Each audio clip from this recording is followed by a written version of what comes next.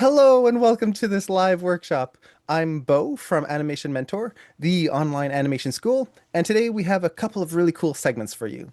The first is going to be our main topic, which is pushing appeal and clarity in your posing. And this is going to be with Jason Martinsen, one of our awesome mentors here, who is going to be going over some really cool stuff. I love posing, so this is very exciting for me. And following that, we have a talk with our animation mentor student success team, Tim and Mars, who will be going over some of the questions you might have about the school and how to take what you've learned here and apply them to your own animations and how to be successful with those. So, with all that out of the way, let's just jump right in and let Jason take it away. So, Jason, feel free to take over. Yeah. I'm still sharing my screen, right? You guys can Yeah, see yeah, it. Okay, cool. we can see it. And I have a Maya session here that is ready to go. You guys can see that as well. Yep. Okay, cool. Awesome. I'm Jason. I've been a mentor here since 2006, so it's been a while. And it's been a great journey. A lot of my students are now co-animators with me in the industry. So hopefully a lot of you guys will be there soon joining me. The industry is on the way up again. Had a little blip, so everyone's gonna get a job. It's gonna be great. So yeah, we're gonna talk about posing, and most of the stuff I'm gonna talk about is stuff I've learned over the last 20 some years at animation school. Animation's not animation school. I did learn a lot at animation school actually. I went to a school before there was online schools, but at animation studios and from some classes I took on the side, and it was all really good stuff. But I'm going to start with just the basic stuff. I'm sure a lot of you guys probably have had some introduction to posing, but let's just start with the very basic stuff and then go into more, I don't know, the interesting things that I've learned. So when you're posing a character, you do not have to be a good artist, obviously. A lot of the stuff I'm going to show you is drawings, two-dimensional drawings. And it helps if you can sketch out your poses. I find like a lot of times when I'm trying to get really strong poses, I like to do really small thumbnails with a pencil because the smaller you go, the less detail you put in, and like you don't draw every finger and you don't draw all the anatomy, and you're just focused on line of action and the silhouette because you have to do that small if you're drawing a little stick figure. Well, maybe slightly better than a stick figure, ideally, and based on the proportions of your character. So a lot of times in the animation industry, we start out with video reference if you're animating a character that's humanoid. Or even if you're not, you look on YouTube or whatever and find some reference of like a tiger running. And a lot of times that's great, but when you have animation characters and stylized characters, their proportions are often quite different. You'll usually have a much bigger head, and using the same pose can look not always great.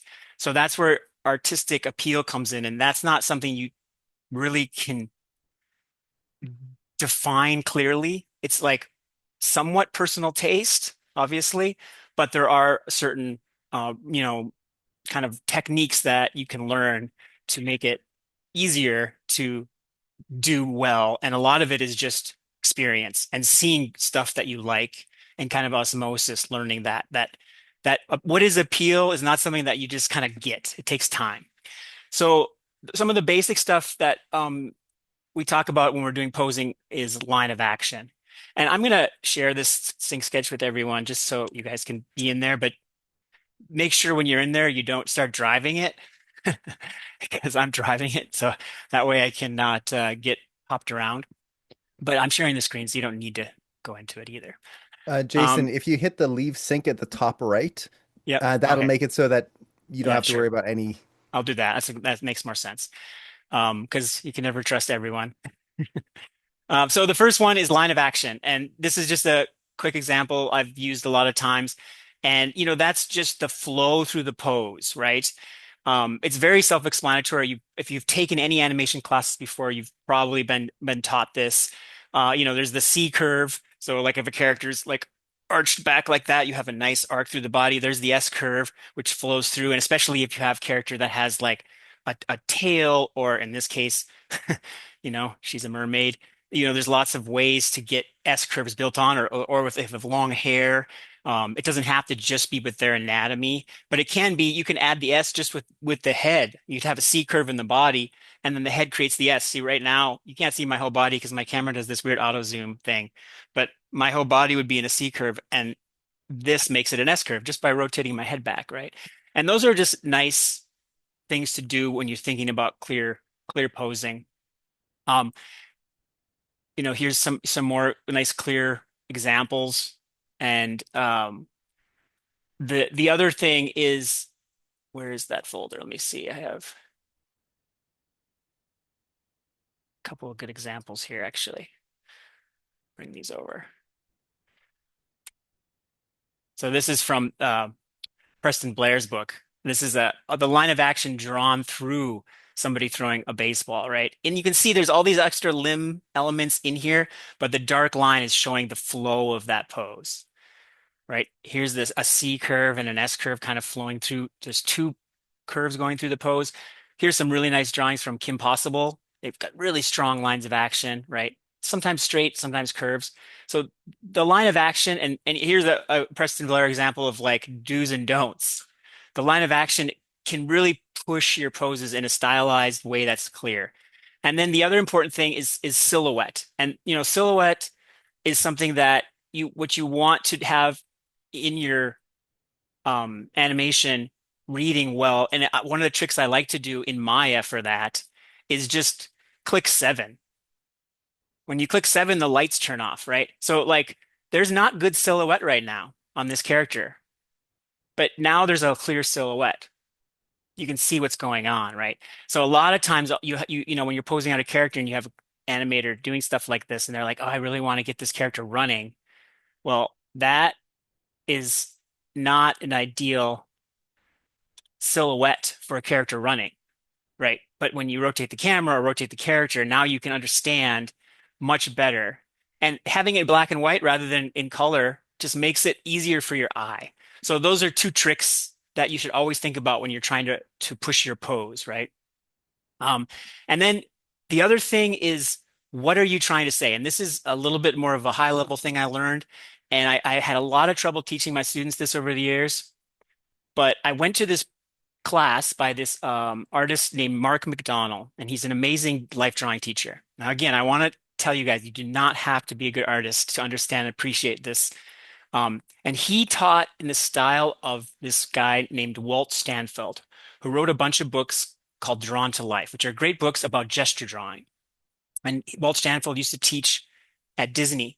Actually, Mark McDonald taught at Disney too.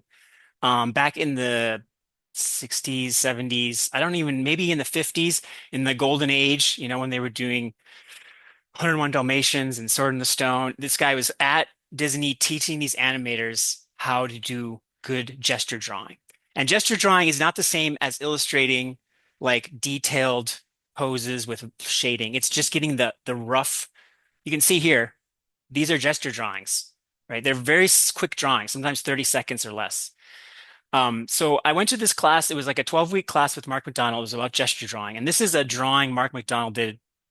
And obviously, when he did this drawing, he was probably sitting a little more to the left of the model than in the photo. As you can see here, the photo is a slightly different angle.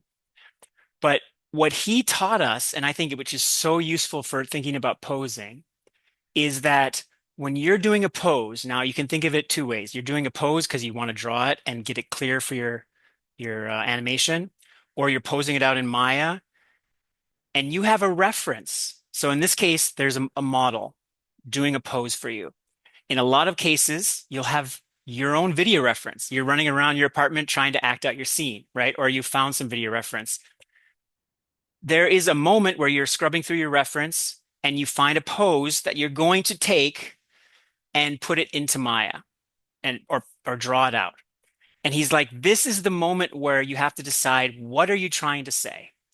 And in this case, he looked at this pose and he said, I want to tell the story that this guy is cornered in an alleyway and feeling a little threatened.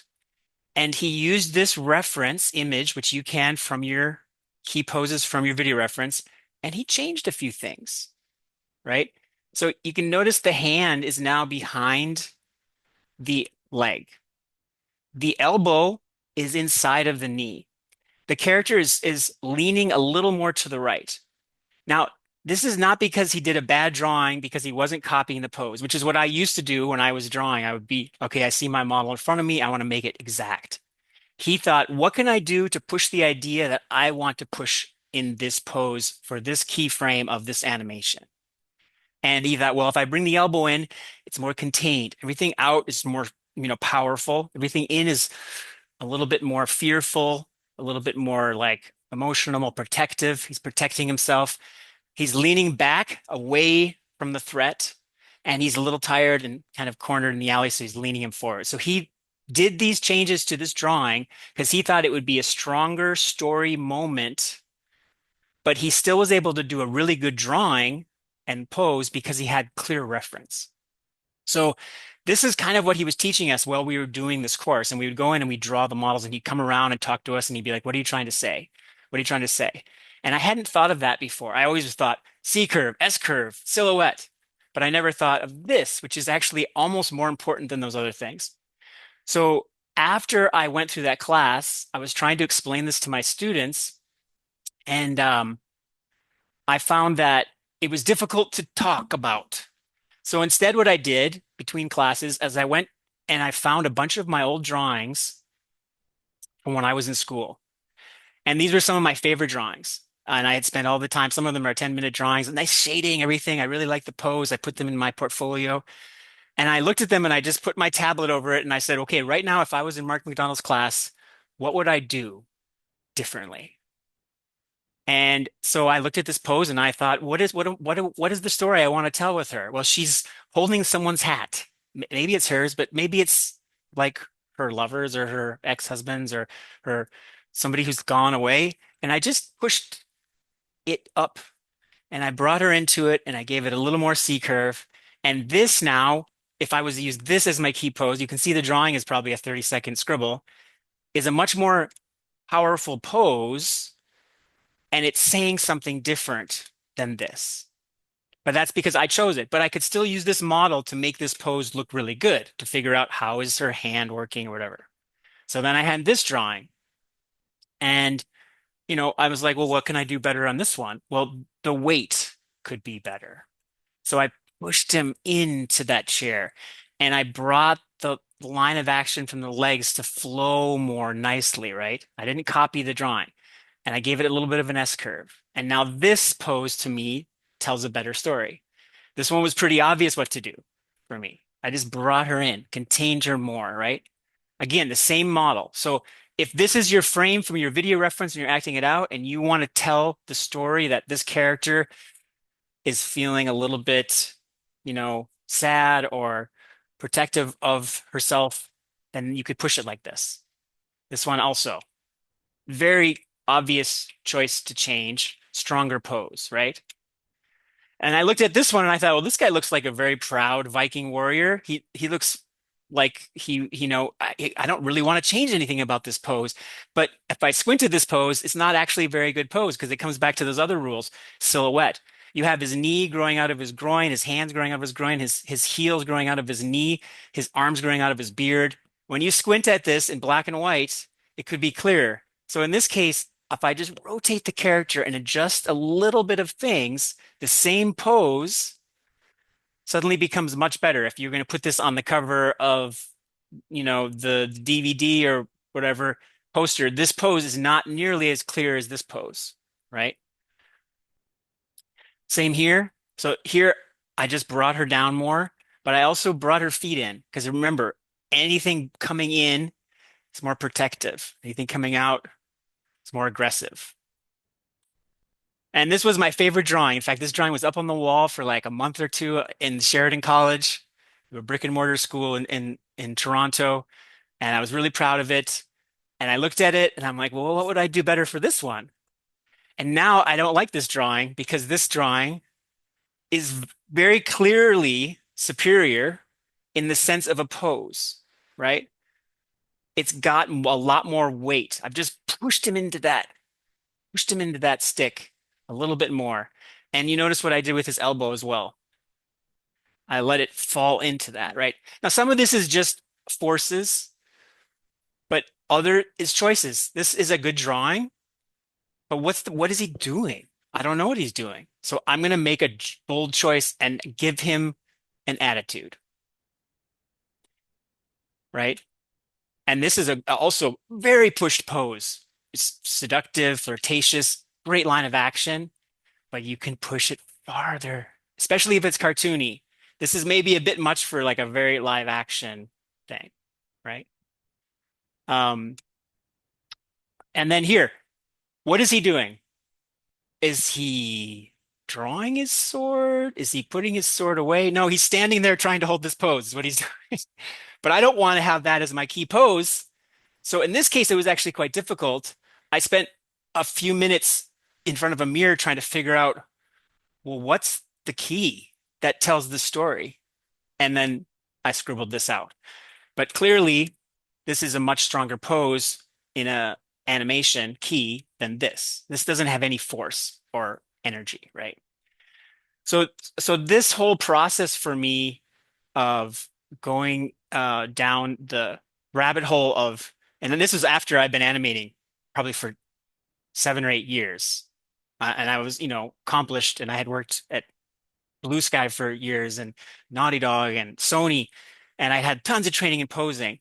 Those tricks, not just learning about silhouette and line of action and, forces, whether you're aggressive or unaggressive, like trying to get appeal in the pose, which I'm going to show you some other tricks about, are all stuff you have to understand and study. And the best way to do it is to look at really good animation. But then the last piece of it is, what are you trying to say? And that's up to you, right? I mean, or the director or the anim supervisor, whatever. Because if you don't know and you're just copying your poses, you're never going to act it out as good as if you think about, and this is I'm talking about your key poses. I'm not talking about your breakdowns or your in-betweens. I'm talking about your key poses, those things that you want to read really clearly. You go to your key poses and you look at it and you think, what am I trying to say here? Is there something I can do to say it better? And that process made a huge difference for me moving forward about, I don't know, 10 years ago when I took this class. So, um, continuing on, let's talk about some other stuff. And this is some animation tests that I've gathered for this talk. So the other type of thing I like to talk about when I'm talking about posing is acting within a pose, because animators like to do a lot of poses, right? When you're doing your shot and you have all these great poses and pushing stuff around, but a lot of times animation doesn't call for that. So like this is a little test done by an animator that was working at Disney for Bolt. And you can see like this has a lot of subtle little shoulder and head and all these nice details, but it's really just two poses. This pose and this pose. So all this stuff that's important for the storytelling here is just told in these two really nice clear poses, right? Another one, this is a Pixar animator. Forgot her name. This was what got her, one of the shots that got her into Pixar. It's the same thing. Really nice subtle stuff, really strong posing. All the acting is happening within this pose. You can see like little shoulder size. He's got some nice stuff on the fingers. She's literally just breathing and blinking. And you have this pose, and then a few mechanical poses at the end as he walks off screen. So he could have done this animation where he's like, oh, well, it's been 3 days since I've seen her. And, I don't know. It's been a lot. He could have moved through all these poses and it still could have been nice animation, right? But a lot of times, acting just within a pose is much stronger. This is a live action example I like to use. If you look at this character on the right, and this is 800 frames, we're not going to play the whole thing. I'm just going to scrub through it.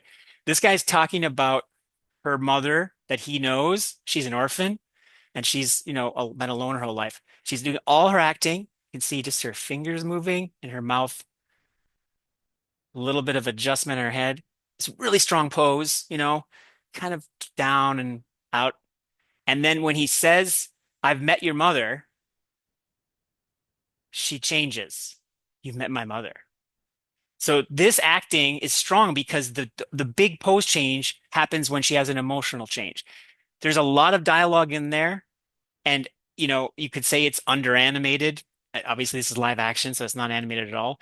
But the choices made make the change bigger and stronger. So a lot of times, if you're animating a shot, especially if it's subtle acting, try to think not how many good poses I can come up with, but how few good poses I can come up with. Because you can do good animation within those poses. Just little head shakes and shrugs and stuff like that, right? Um, Bug's Life. Okay, so a few minutes before questions. Bug's Life has the villain who's Kevin Spacey. I forgot his name, Hopper, I think. And he has a brother. I forgot his character's name, but he's like this dorky grasshopper. I don't know if you guys have seen Bug's Life. It's before your time. It's an old CG movie.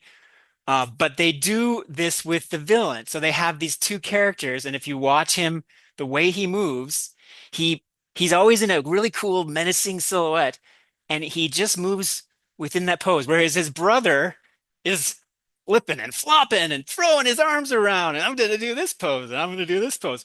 And even the way Hopper walks, it's almost like an old classic Warner Brothers pose, Bugs Bunny walking through the saloon, and it's just his legs going, and he's just the upper body is just a drawing. You know, like if you look at the way he walks across the screen here, it's just his arm moving and like the tiniest bit of up and down, but he's just holding this pose. And then when he gets and threatens his brother, he's just holding this really strong pose and with little sharp head accents, right? And then he has one pose change there. So that's cool because not just because like one way is right and one way is wrong, but it shows character contrast and variety, right? So that's a nice way to look at it too. And then um this is when you're looking for animation reference and you think, well, I need it to be more cartoony. I can't look at live action. Well, you see something like this or some crazy dancers, like these are real human beings somehow contorting their bodies in the most crazy pushed silhouettes, right? Like look at these poses. So don't always if you're trying to like make push something cartoony and trying to get like really strong live action, don't always say, oh, I can't do it myself. I can't find it in live action. Look at this.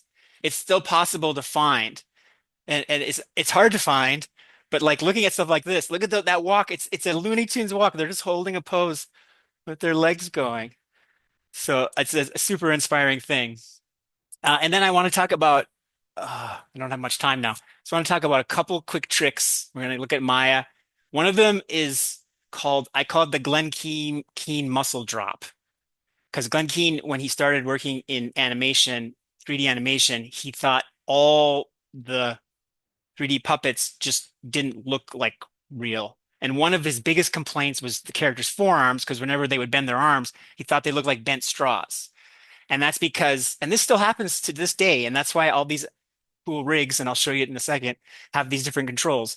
One of them is the fact that your forearm muscle, with gravity and with the pressure of another muscle, will push out. When your arm is straight, it doesn't. But as you bend it, you get this nice flow. So you can see here on this rig from the movie Rumble, this is what happens when you just bend the arm without doing any change. And I'm not talking about a big change here, but this is just moving this arm bendy just a little bit down. And it gives the pose a much more natural feel, right?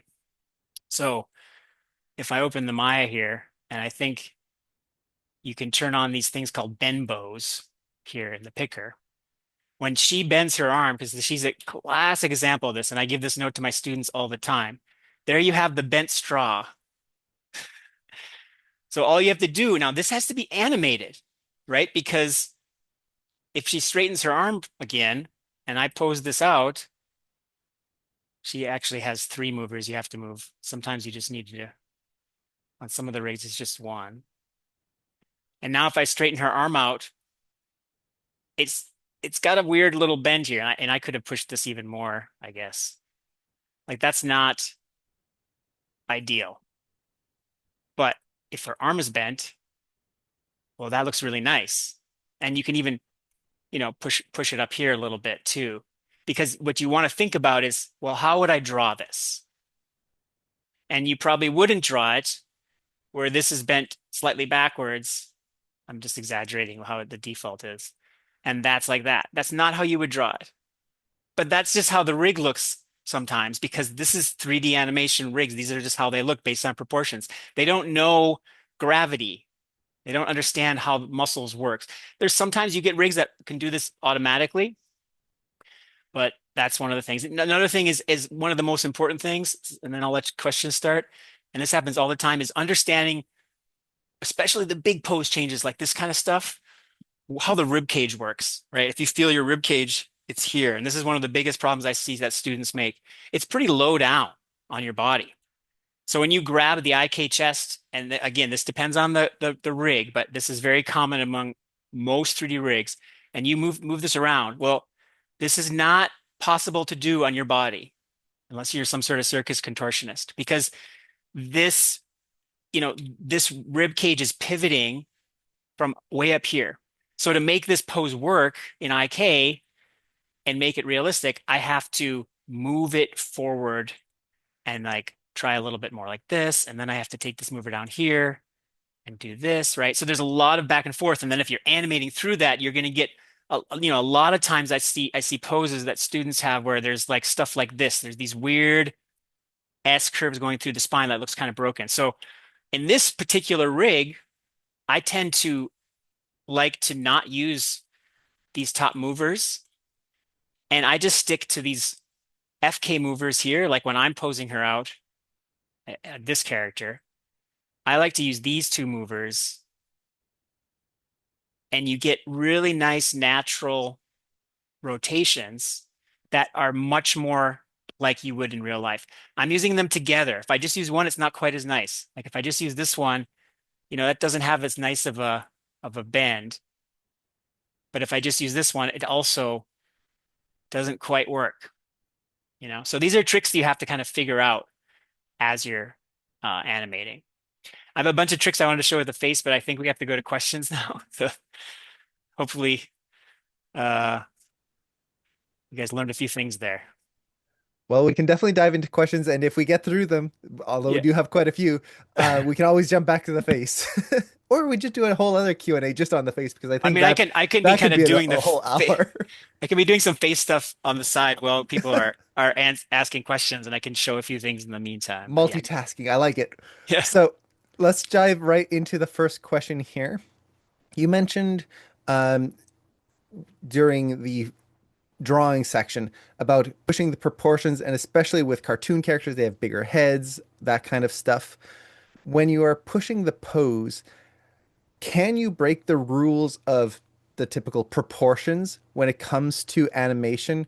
And how do you know when you've gone too far? So, for example, you've pushed the head to be too big and now it just looks like a beach ball and doesn't match, like you were saying, the weight and the pose underneath it. yeah. I think that depends a lot on the style of the show, or the style of uh the style, because the character design, right? Like, because I mean, you can have really cartoony character designs that have very realistic animation, which to me is a huge shame. Like the Emoji Movie, we could have done some crazy stuff with that, but they wanted it to be like super naturalistic and realistic because the designs of the emoji characters are like as cartoony as you can get. And instead of going and popping animation around and having some fun, crazy twos or push poses, we were doing really nice, subtle, naturalistic acting. So it's not just about the designs, but like the more realistic the design is, the better it is to stick to something that is more or less what you could do with your own body and face. And like if you ever watched Polar Express or Beowulf, those are like early realistic CGs. They don't do that as much anymore. I don't see a lot of realist. I mean, there's some de Love, Death, and Robot stuff that's quite realistic, but usually with that stuff, they're using facial capture, and they're really trying to just copy reality. But when you go for realistic stuff like that, if you start to push the face too much, which they did sometimes, it's called Uncanny Valley and it looks weird. And part of that was the lighting and stuff. So you have to be careful. And that's why it's much more often you see designs pushed more cartoony. Like look at her eyes. Like no human has eyes that big. And she's not even that cartoony. Like this is like typical Disney, right? This isn't like crazy like Cloudy with the Chance of Meatballs or Hotel Transylvania cartoony. But with this design, you can go both ways. So I don't think there's like a definitive answer to that. It's just taste of the people in charge of the show. I just worked on a movie that's coming out next week, and it's called David, the David and Goliath story. And we had character designs that were pretty stylized, very Prince of Egypt-y, like nice angular designs. Um, and we changed the style of the animation per character.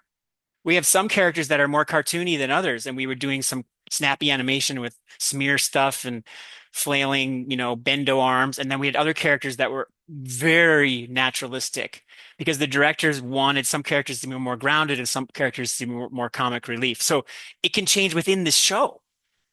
So I don't really think that there's an easy answer to that. I mean, as a student, you can do whatever you want. That's what you get to do. You get to have fun and do whatever you want. Although I highly recommend not doing crazy cartoony animation on a realistic rig and not doing super realistic animation on a cartoony rig because it doesn't fit the appeal style very well. Awesome.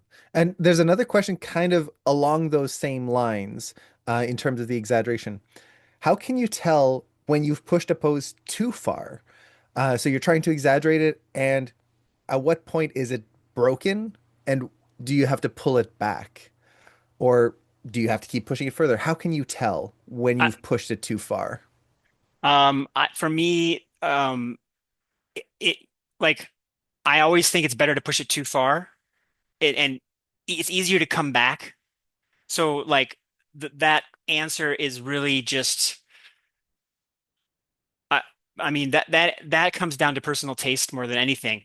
But like I like to push things too far. So I'll probably say something is good, and then another animator, Anim Soup, will be like, you went too far with it. So again, it's one of those things that is the whole industry, whole art of this industry is personal opinions, taste, right?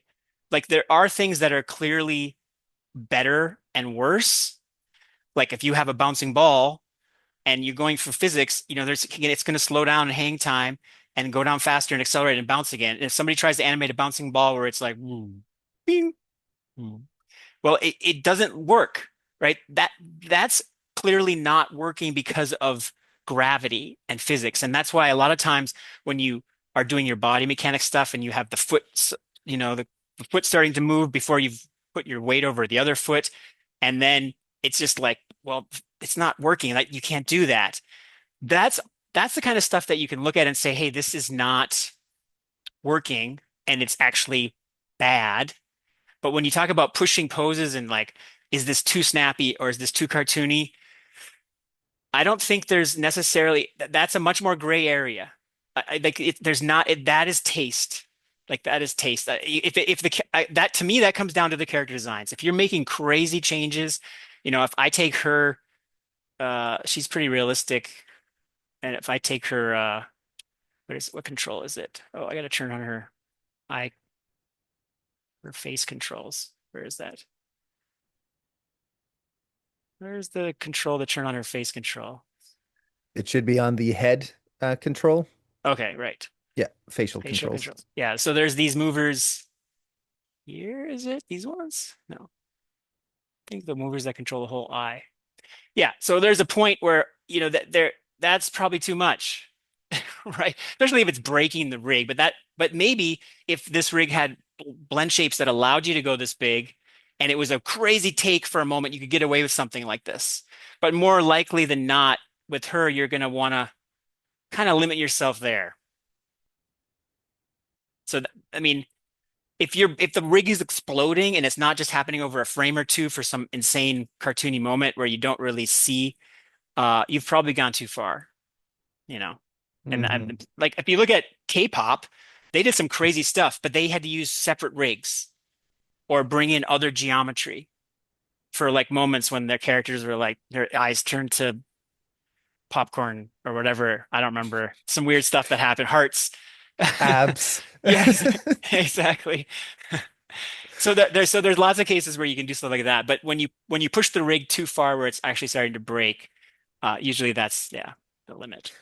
So would you say a lot of it comes from knowing the intent of the scene? What is the goal? Should it be something subtle? Should this moment be the big, like bombastic moment?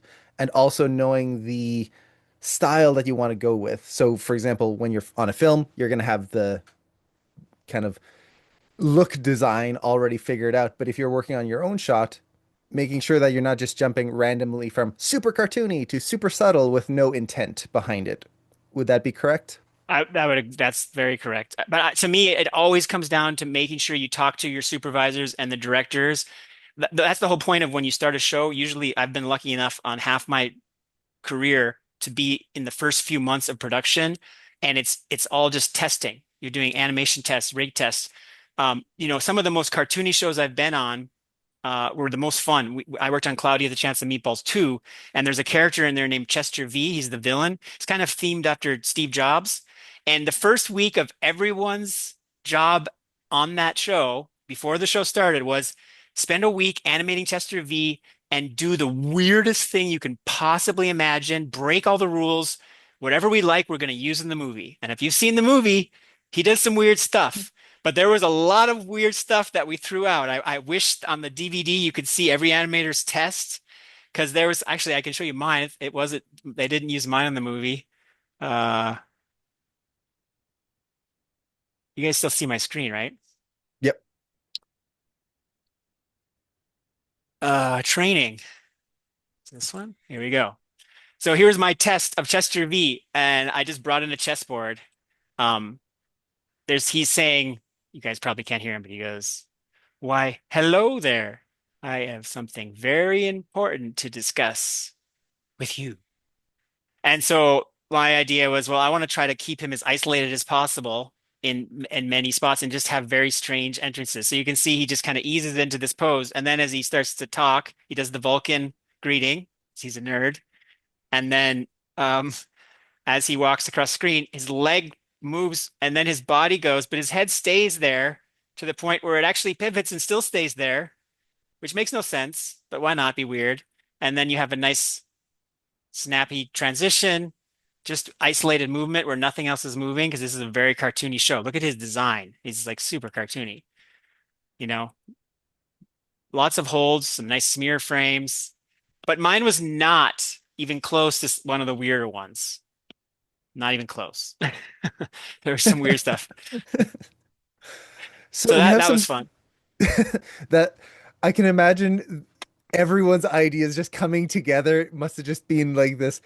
What the heck? This is Yeah. amazing and Yeah. weird at the same time. Yeah. Watch the movie because some of the stuff you see him do, that was I in those love the tests. Yeah. film. It's Yeah. so good. It was great. So we have a couple of questions here that comes into the importance of posing and how we can kind of maintain it. So the first question here is ideally as animators, we should have good animation and posing throughout our shots. But if we had to pick one, would it be better, and this could be for time constraints or whatever reasons, would it be better to pick great poses with okay animation or great animation with okay poses? What is the Better, thing that's better, going to better in the sense of what, getting a job or so if you had a time crunch, I would assume is the question. So if you had a time crunch and you didn't have a ton of time to focus on getting the entire shot up to a yeah, specific level, is it better to get those poses as dialed in and like pushed as you can, and the animation is okay, right. or do we just rush the poses, get those, where they're in there, but then we spend more time on the polish and the details and the Mhm. animation side? I think probably the second is what happens most of the time, but the first is what should happen. Because the average person doesn't care as much about the quality of the animation as we do. You know, animators will look at animation and after you've been in the industry a few years too, and you're like, oh, look at that lip sync. It's not, I don't know. Look at, I see there's some IK pops in the knees. Oh, man, I don't know. Nobody sees that but us. But everyone sees how strong the poses are, right?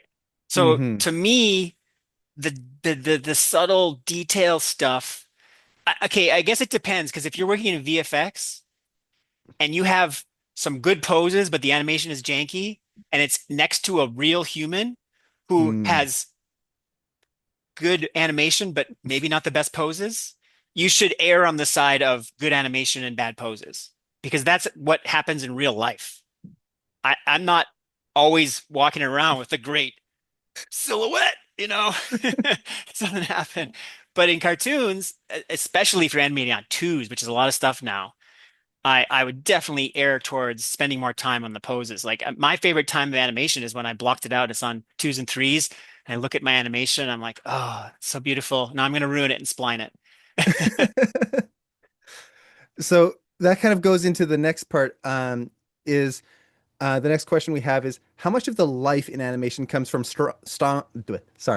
from strong posing and blocking, and how much comes later during polish? You kind of answered that already with the posing, but I often notice my animation feels very lifeless after going into spline. So I want to understand what part of that is caused by weak posing. When you go into splines, why is it that we're losing that strong posing and it feels like everything is Mhm. not as good anymore? Yeah, yeah. Well, I mean, if your poses look good in your blocking, your animation is not losing life because your poses aren't good, because it looked good in your blocking.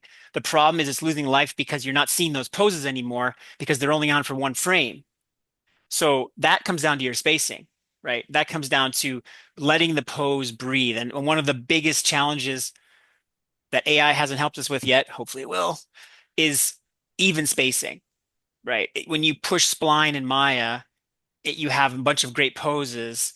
All you end up getting is like moving through and everything is just going like this. And that's great when the character is underwater. Like whenever I've worked on scenes in movies where you're underwater, you're fighting all your animation urges to make poses crisp and stuff, and you're just putting in a few poses and let everything floppy and spliny and underwatery.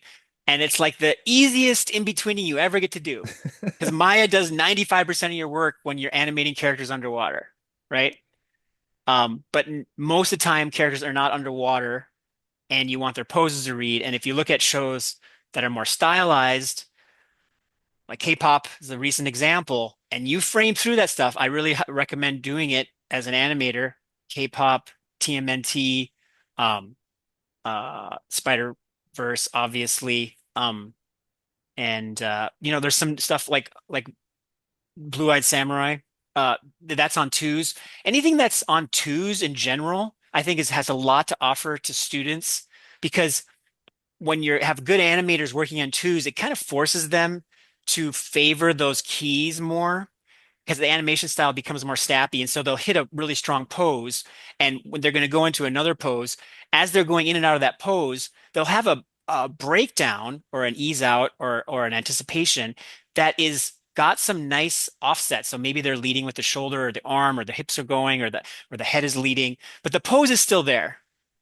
And then there's a quick transition, right?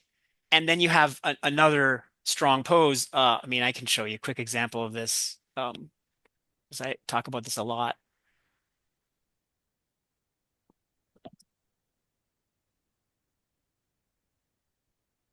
Uh,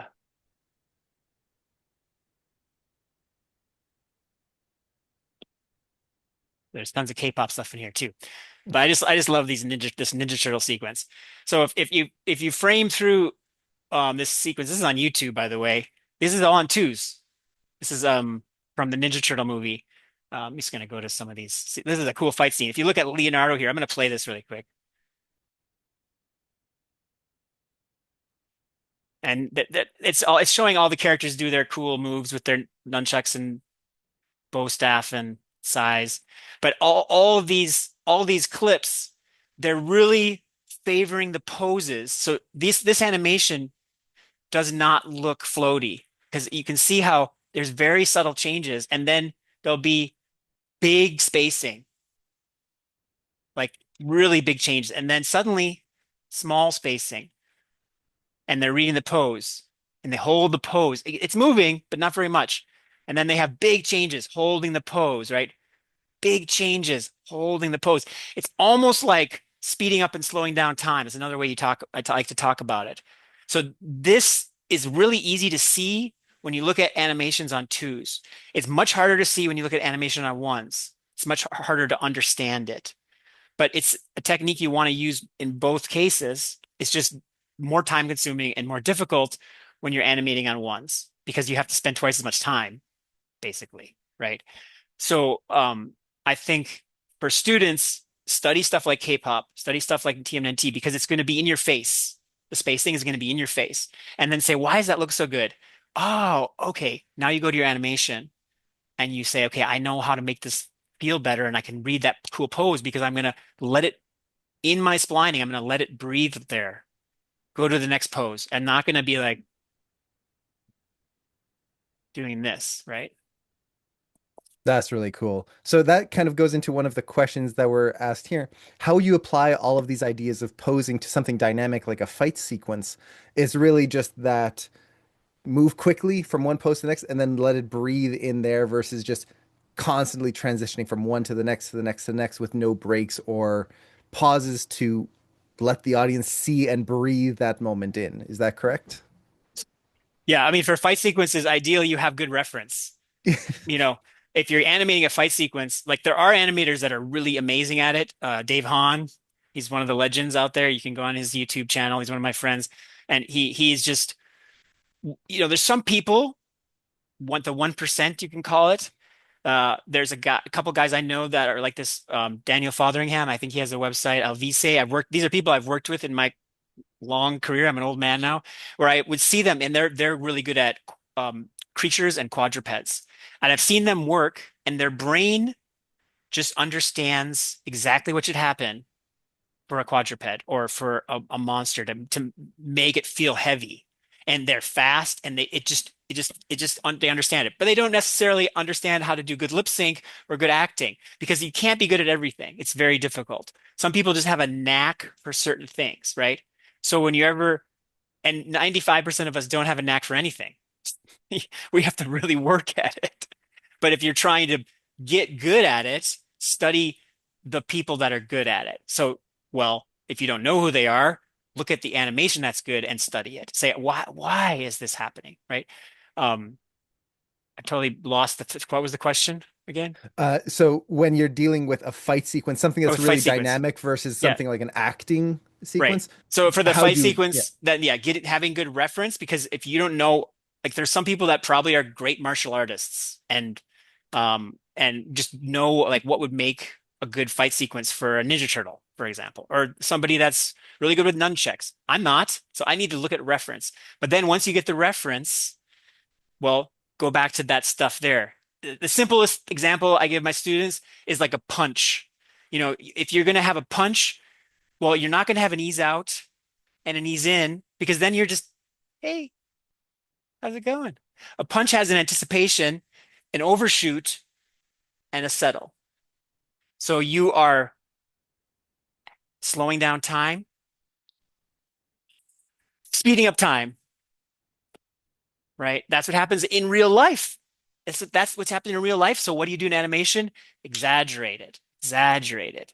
Well, I don't need three or four in-betweens. My reference has four in-betweens in this punch. I'm gonna have one or none if it's really cartoony. Like you look at some cart stuff and it goes right from there to there in one frame and then pops back and it works. I mean, it doesn't maybe work if the character's super realistic, but it would probably work with her. You could probably get it away with she's stylized enough. It's pushing the envelope. You might need one in between somewhere, but that's just that's again comes down to the style of the show. So, um, yeah, That's really cool. study that Ninja Turtle stuff. I have personally myself, and it is so much fun. You dive in there and just see what they're doing with their spacing, and it's Amazing. mind blowing. I want to So quickly just oh because yeah, I go set it ahead. up and I had more. I just want to talk about the face posing. So I just did a quick asymmetrical um, expression on her. You have, this is a common thing. You have one side compressed more than the other, especially if the character's looking this way. These characters come in really cross-eyed, but obviously it'd be more like this. So, like this pose is appealing, but this is more appealing. So there's things you can do that are subtle on the rigs that the students don't usually do, and they make the stuff work better, right? So all I did was I moved the socket movers with the compressed side in. I rotated this nostril up a little bit because it didn't come automatically, and I used this mover here to bring this face over just a little bit to give it an arc. You could do it with the top mover too if you wanted, right? Opening up this side of the face. I did a little bit of rotation on this eye. I tend to think that usually these characters are really nice when you can bring this side up because a lot of times that by default, it's kind of more like this and you get this big fleshy bit with these animation mentor, this particular animation mentor rate. It's a note I'm giving my students a lot. When the eye is looking, especially when the eye is looking away from the inside. But actually, even the other way, it's good to do because if it's by default, uh, like this is better because you're seeing more of the pupil, right? So these are just things to think about when you're doing face posing. I just wanted to quickly give an example. There's a lot of little things you can do that help the appeal that are just little tricks like that. And if I had more time, I'd go into more, but I just wanted to show you that because I set it up. Anyways, That's really cool. So a lot of it comes down to, and I would assume for full body pose as well, it's not just the big line of action and okay, the big limbs and stuff. To really get that pose to read, it's making sure everything feels connected, that it yep, doesn't just feel yep. like eyes moved over, but the eyelids, they're just hanging out doing their own thing. That's polished stuff. Mm-hmm. That's like polish posing stuff. It's like the arm bendies. Mm-hmm. That's like that. Those are the final touches. You got your silhouette, you got your line of action, but then like, especially if you have like a character like this, and there's like maybe their shoulders sticking out, and you just rotate that shoulder down, and now the silhouette is cleaner with that pose. Or there's lots of stuff like that you can do, to just get like better flow through the silhouette. You might have to just rotate the middle of the spine, or even with the legs, you can play with the bendies a little bit to get better flows on those key poses. Um, but yeah, those are more That's really polished. cool. And that kind of goes into a bunch of the questions that we have here. A lot of people are asking, what are good ways to practice and get better at either drawing or posing and understanding all of these kind of elements that will make a pose go from okay to really standing out? Are there any exercises that you would recommend? You've already mentioned like doing master studies, studying what's already awesome. Is there Yeah, anything else? yeah. Like if you have your pose in Maya and you go like this, and you just take a screenshot of it, bring it into any video or drawing program you have with your pen and make it small and draw over it and say, well, how can I make this look better? And then go back to your mind and say, oh, if I just done that. So you don't even have to be a good artist, but make it small, move it onto put it in Silhouette, move it onto a program like Photoshop or I don't know, your iPad, Procreate. There's tons of free ones. Sync Sketch, I could bring this into Sync Sketch, right? And draw that if that pose was there, because you can just take a big fat pen, make it black. Whoops. And you can just draw, well, that's too big, but you can just draw right over it and make your like silhouette better, like fix it basically in 2D quickly because doing it in Maya is super time consuming. I mean, you could do it in Maya, but why waste the time? Go through your key poses, put them out, like maybe screenshot a bunch of them and put them on your screen. Sync Sketch is free. I think the basic version of it's pretty free, and you could just upload your stuff, draw over. Ideally, you have a pen.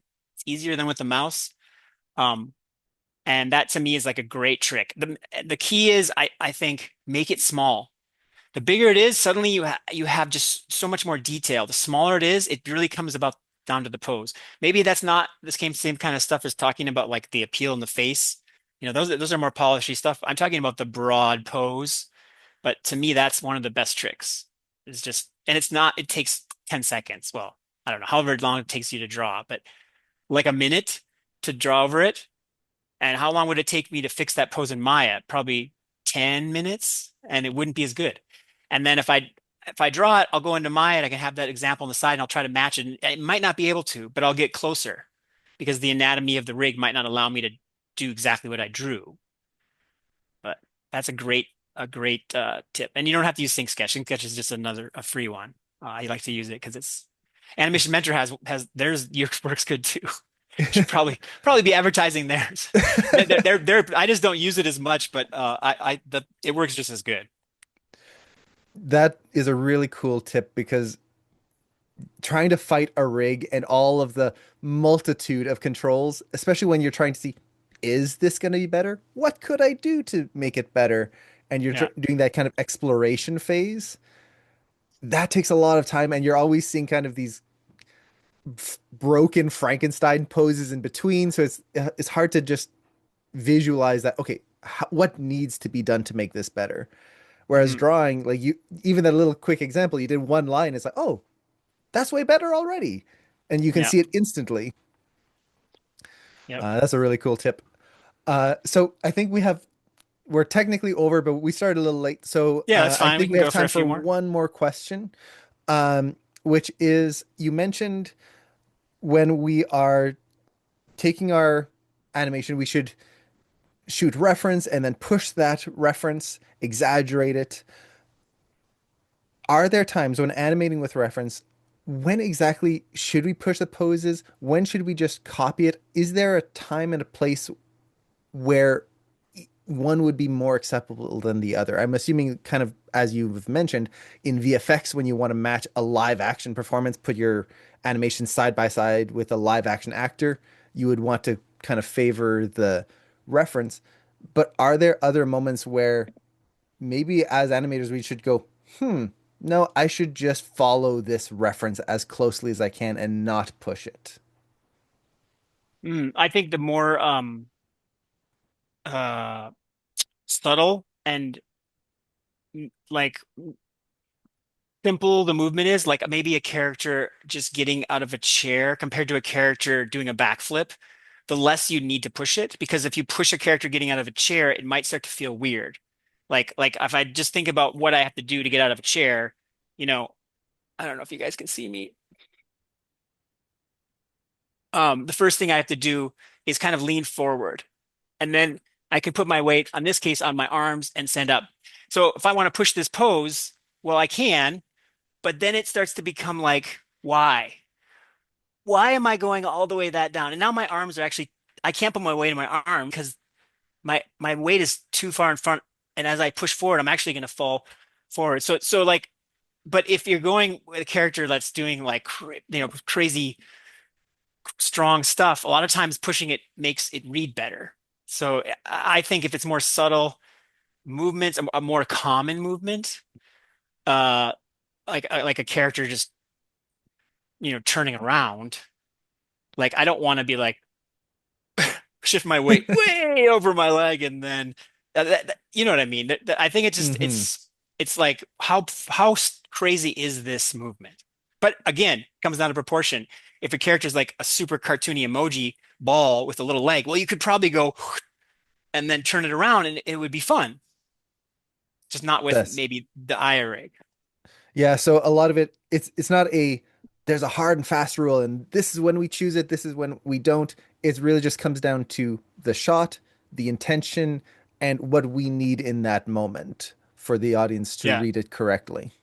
But again, the more you push it, uh, it's easy to come back. Hmm. It's harder to push it more. So generally, it's better if you can push it more and then have your, senior animator advisor of whoever that is say, "Oh, can you just take it back a little?"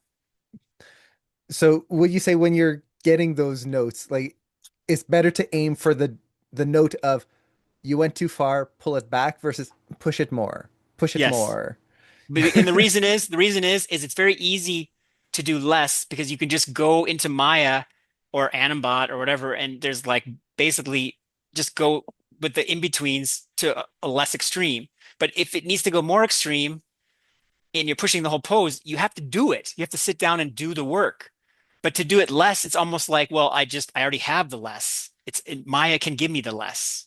So the more you push it, the and you're told it has to go less, the fix is this. But if you don't push it and somebody said this shots just needs to be pushed more, well, you're gonna spend a long time making it work. That's gonna be like almost a redo, Yeah. Yeah, because right? you're not just pushing that one pose, then you have to push all the in-betweens leading into that pose and Yeah, out of that yeah. It's not pose. just the rotation X of the head. You got to get the arm out farther, and then the head has to go back, and then he's got to jump higher. You got to have more hang time. You're like, oh man, redoing everything. Well, I think that's all the time we have for in terms of questions. Thank you so much for answering all of these and going through all of these demos. This was absolutely fantastic. Now, before everyone leaves, we do have another segment here with the student success team here at AM. So if you want to ask more questions, feel free to do so. But before we jump into that, I just wanted to say again, Jason, thank you so much for doing this. This was absolutely fantastic. Posing is one of my favorite things in animation. Like you were saying, like that first pass of just posing a character in and getting that Yeah, appeal in there. It's so much fun. it's hard. It's hard. It's something you'll Hmm. always be struggling with. Yeah. But this was beautiful and fantastic. Thank you so much for taking the time to do this. Thank you, Jason. Thank you Thank you. guys. Thank you. Take care, Jason. Bye bye. And Tim and Mars, it's your show now. Feel free to take it away. Now, right, I mean, as usual, when we do these things, it's kind of tough, right? When you go through all that and then you're like, oh, these two guys, right? It was, that was pretty cool. It's funny because I watched Bugs Life a couple weeks ago. Oh, And nice. and I so it love was, that movie. oh my God, it was so fresh to me, at that Which point. scenes did you work on, Tim? I know, right? Yeah, I know. I really liked little Hopper in there because he was always like, causing drama, causing grief, and for a little flick getting beat up on, and I know, right? that was pretty cool. Hey, Sarah. Sarah's saying hi to us too. Hey, how's it going, Sarah? That was cool. That was awesome. Yeah, Looking at that all was that really stuff. cool. A lot Yeah, of great examples in there. And that's just an example of what it's like to, study here at Animation yeah, Mentor is you get to work directly with a mentor like Jason. yeah, And that's why people come here from all around the world. And when I say come here, I don't mean a yeah, physical campus. We're an entirely online animation school. So yeah. uh, And hey, a lot of Duarte. people that are in this chat thread right here are AM people. A lot of them are new. There's Yeah. many that are existing and mentors Yep. And that are recent in applicants as recent well. applicants. Yeah, yeah. So Yeah. there's a few in there. So that's super cool. But you know what? When he was showing some of that stuff, what I liked is when he came across an actual reel from a Pixar animator that um she used to get in the door at Pixar. And it was Uh, just a kind of a cool little simple acting scene. And that was cool to actually see that because I was like, wow, that was neat that they used it. It was really old. You could tell yeah. by Yeah. looking at but it was really neat to kind of see that kind of that what it took for somebody to get in the door over there. So that was neat. You know. Yeah. Oh, and Nicholas, alumni too. Yep, I know. We've Nicholas is got in there. grads. Two Nicholas, DeFosse and Demore. Oh yeah, you're right. So we got What one do you and are they called when you have two Nicholases? Is it Nick Nicholases squared. or Nikolai? I don't know. It's a tough one. I say Nick squared. Nick squared. You know, maybe I Nick don't know. Look Nick at night. Nick at night. at Nickelodeon. him. Very cool. So yeah, we got a lot of stuff going on right now. We're sort of at that point in time in our term where, everybody's starting to register for their class and get it, classes are starting to sell out like mad Yeah. right now from animation basics to feature animation acting and polish. A lot of classes are starting to fill up. And so if you guys have questions about how do I get started and get Right. into a class like somebody like Jason, Hmm. and so that's what Mars and I are here for, is to answer a lot of those questions. But it's quite easy, actually. It's a matter of reaching out, right? And That's it. Mars, I know you've got some folks on here that you're talking with that are Hmm. recent applicants, like you were mentioning, and so we want to be able to help them as much as possible. But if this is new to you and you've never done this kind of stuff before, Animation Mentor is insane. The way that our community is set up, the student campus, it's just a matter of like, applying for classes, getting accepted, choosing a mentor and a schedule, Yep. completing your registration, and then everything else kind of starts to come together at that point. Yeah. You just outlined the whole process right In there. a very summarized version, obviously. Yeah. But what happens during that process is Mars and I reach out to you and go, hey, let's talk about this course. This is what it entails. Maybe Yeah. we'll take a campus tour using Zoom and screen share like Jason was doing and kind of show Yeah. you around and how it works. So there's a lot more stuff involved. There's in between frames. There's a lot. Yeah, there's a lot of in betweens. Yeah. Hey, There's no doubt about it. Veer and I worked together a couple months. Going to be starting ANO1 in the winter term. I remember seeing the name on the registration page. That's cool. Good. Welcome. Well, cool. Well, Uh, as Tim was mentioning, we've got a couple of different types of classes. We've got 6-week classes and we have 12-week classes, and all of those are coming up starting in the winter term in January. yeah. As you may or may not have known, last week was called Cyber Week. I don't know if you're familiar with that, but I am. if you, I know you are, Tim. But Cyber Week technically ended on Sunday. However, we did a little bit of nagging, and we're like, hey, can we extend that for this workshop and get that discount for folks that want to start, either get started with Maya or maybe try one of our other classes, 2D animation, storyboarding, any of those 6-week courses, and I think even the modeling courses. And we got the green light for that, so that was pretty Yeah. cool. So we're able to whoa, I see your camera moving. I know. Get that Cyber Week promotion extended for another day. So that's there it is, 25% off of select courses. Pretty Check them sweet. out there on that page. You can still take advantage of that for a few more days. So Yeah. yep. I had one on there from I think it's Meta Santoshi. Yes, can we take a particular course or do we have to take the overall course for animation? That's That's a a good great question. So somebody like Jason, he teaches, I think he's teaching body mechanics and the advanced acting class 2 and class 5. So if you were like, oh, I really want to get into that class, what people do if they've got some skills already coming into this, they apply for advanced placement. And I think we had like 9 people apply for advanced placement over the weekend, which is kind of cool. Yeah, 7 or so. Yeah, I think. 7 or so. Yes, yeah. And so what'll happen is that when you send that over with your reel, you have to send your, a link to your reel. Vimeo or YouTube preferred. ArtStation is cool as well. And we'll send that over to one of our men. Look at that, just appeared right there. Boom. Right.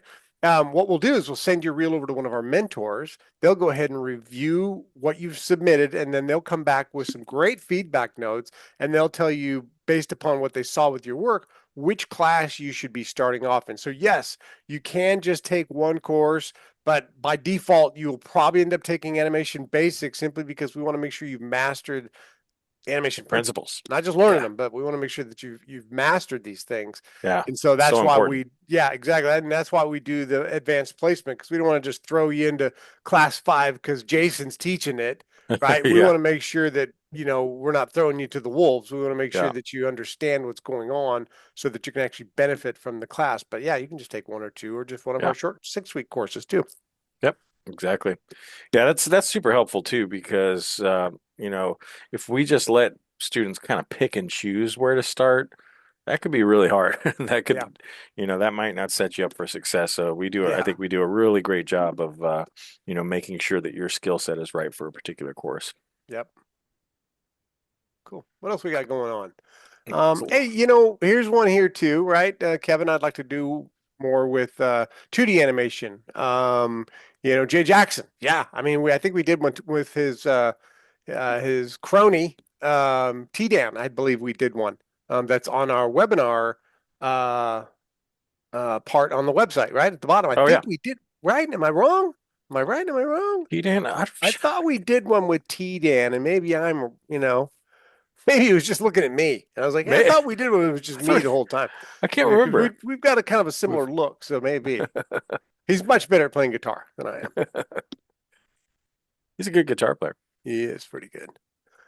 What else do we have here going on? Oh, Diana, she lives in Colombia, so yeah, the currency exchange rate can be a little bit, tricky in certain areas of the world, versus the US dollar. This is where Mars and I come in, right? So if there's things going on that maybe are like what you're experiencing, Diana, you have to just kind of reach out to us. If you're looking at classes, you're like, there's no way I can do this. if it's better for you to reach out to us on WhatsApp, cool. Reach out to us on WhatsApp. Look at this. Cruising around it. That's Oh, Minerva, everybody. Her name is Minerva. She's cruising the floors right now. did you animate that? Yeah, I did. She's cruising around. But yeah, reach out to us. Yeah, thanks, Jonathan, for saying hi. Yeah, she's Spelled it good. right. She's good. Quiet. But yeah, reach out to Mars and I. If you Yeah. message us on WhatsApp, you'll have our contact information at the end of this. At the end of this discussion right now, but reach out because we've helped so many students. Not we, Animation Mentor has Yeah. helped so many students that maybe thought they couldn't get started, and then we talked with them and tried to help them out, and all of a sudden they're taking classes with us and graduating. So don't give Yeah. up on it, Diana. Yep. Ian's got one. Hey, Mars and Tim, I've enrolled in my first course ANO2 next spring. I'm not sure how you did that because registration for the spring term is not open yet, but cool. And if I want to get as good as I can get, should I consider it a goal to take up all the courses up to ANO6, Mm. or is there an advanced placement to skip courses, or is there a situation where you should finish early in some way? Great question. Absolutely. I mean, the first part, I think you should really, consider taking classes all the way through ANO6. So sometimes I use an analogy of, ANO1 through ANO6 is becoming a house builder. And, if you really want to become a home builder, but you never learned how to, put the roof on, then can you really say that you're a home builder? So same kind of thing here. This whole program is designed to help you become a professional animator. And if you don't learn all of the skills in these courses that we've laid out for you, there's a possibility you can miss something that's really important. Um, so I think you can agree with me, Tim. Like the students that have the most success are the students that complete the full program, and Yeah. not generally we're not having students skip courses or finish early. I mean, you gotta get those skills, and it is built in a way that you're building upon these skills in every single course. So I would say that would be a great goal to finish, and you'll be considered a graduate of Animation Mentor. There's a certificate involved. You're going to have an amazing professional level demo reel. And grads actually get a discount on a couple of courses. I would say a lot of our grads end up taking a couple courses after they finish ANO6 because they still want to take their demo reel to the next level. And they might do some creature animation and get a dog jumping around or a cheetah running or a dragon flying on their demo reel.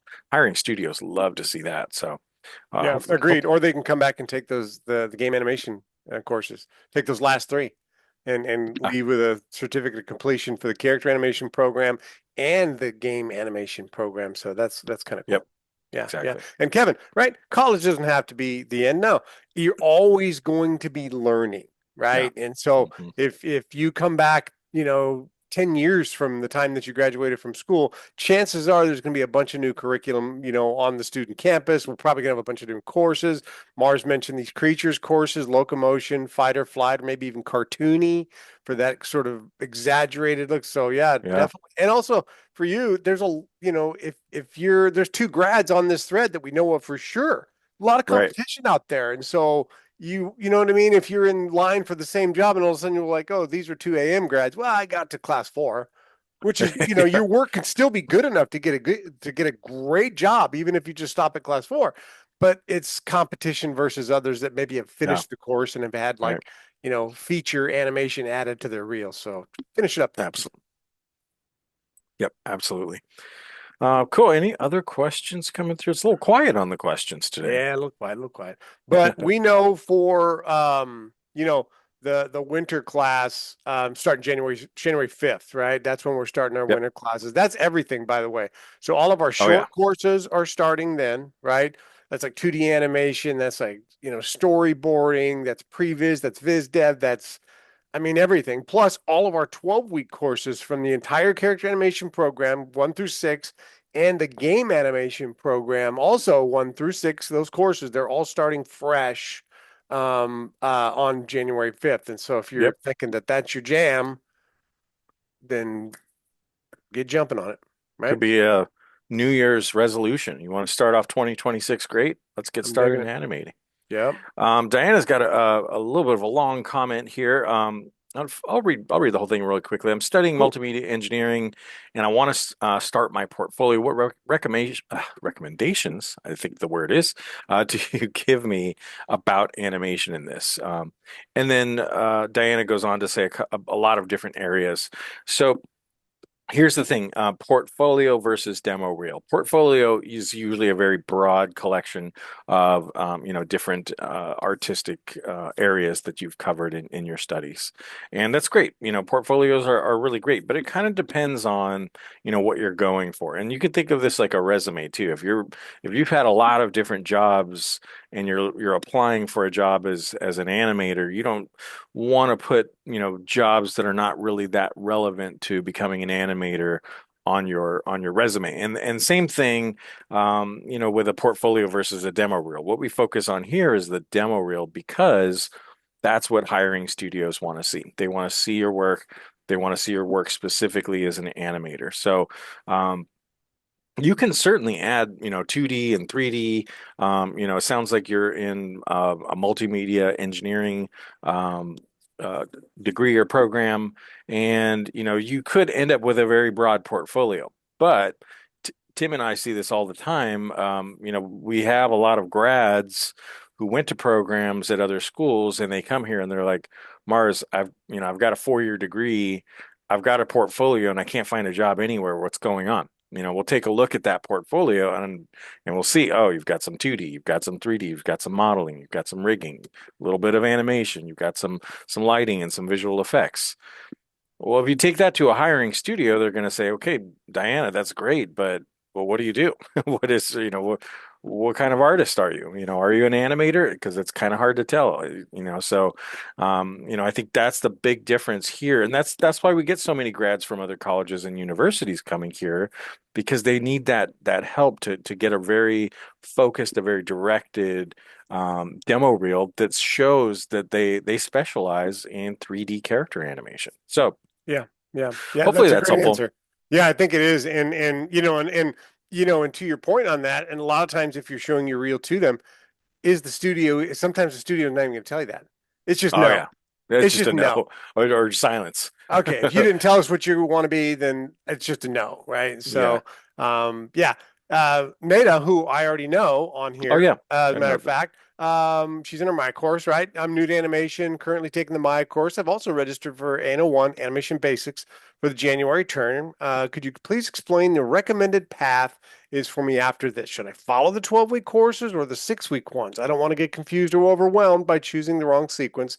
I really appreciate your advice and the best course. So I'll tell you what, you got to take your time, right? Animation definitely not a sprint. It's definitely a marathon. So For sure. we have put this series of courses together, starting with Maya, animation basics, body mechanics. So we've put these things together specifically to teach you the correct way to get to the very end of this thing and Yeah. get into the feature animation, acting, and polish. So I would follow in suit and taking animation basics because you're going to master those principles, and it's perfect right after the Maya course is completed. And then Hmm. 12 weeks later, you should be going into body mechanics because you need to understand how the body moves. You saw what Jason was talking about and how he was like doing some of the elbow movements and adjusting Hmm. the rig and things like that. So those are the things that you're working on in body mechanics as well. So you need that.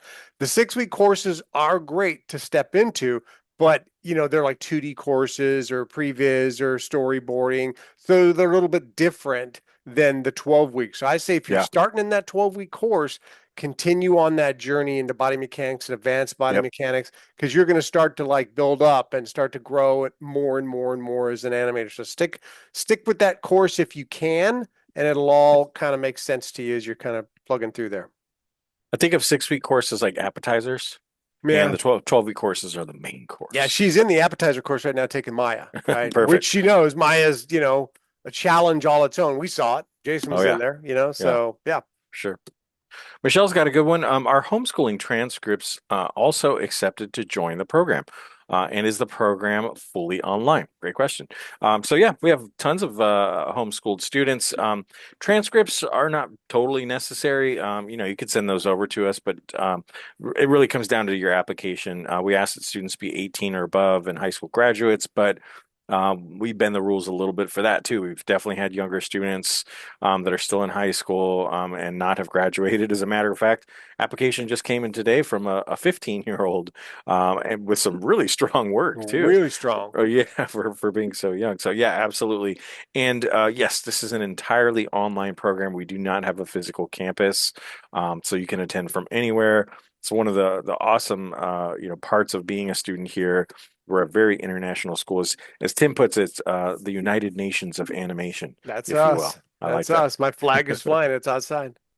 Nice. Yeah, and if you're brand new to 3D and you want to get started, you want to start with that Maya course that starts in January. Now is a perfect time to register. And if you didn't catch us earlier, we are extending our Cyber Week promotion another day or so. So if you want to take advantage of 25% off of one of these 6-week courses to get started, wow, it's like that came out right as I was saying it. Pretty good. There it is. So yes, absolutely take advantage of that 25% off. We don't do a ton of promotions all the time, so take advantage of it while it's there. Sweet deal too is that if you're, whether you're in the Maya course or the other courses, the software is not costing you anything. That's huge. That's So huge. that's I've sort of a big deal. I've talked to so many students who have like kind of almost walked away, and I was like, wait, don't. The Yeah. software is free. They're like, I can't afford Maya. I'm like, don't worry, we've got you covered. So Yeah. that's Yeah. that's good news. Hey, Veer, yeah, on your stuff, I would continue into ANO2 after ANO1. You don't want to stop that momentum. Yeah, ANO, I it's going to agree. finish up and you're going to go into ANO2. If you take a break, a lot of the stuff that maybe you did in ANO1 might kind of like, not all of it, but some of that stuff might get forgotten. So I'd continue to roll in there, even though you do Highly have an agree. internship. We have a lot of students that get internships that continue. That's why we have all these different schedules so that we can Hmm. usually find one that's going to fit, your lifestyle. So don't Yeah. stop there for sure. Nice. Yeah, I totally agree with that.